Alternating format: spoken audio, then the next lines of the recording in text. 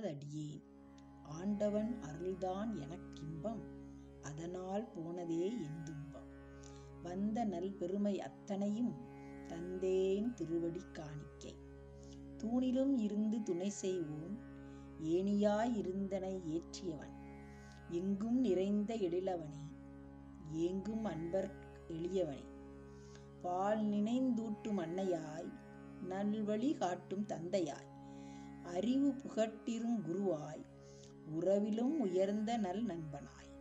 தேடுவோர் தேவை தீர்த்திடுவோம், வாடுவோர் முகம்பார் தள்ளொழியே. கொடுத்தது கொஞ்சமா, கோடி கோடி தேடி எனக்குதவினர் உமதடியார்.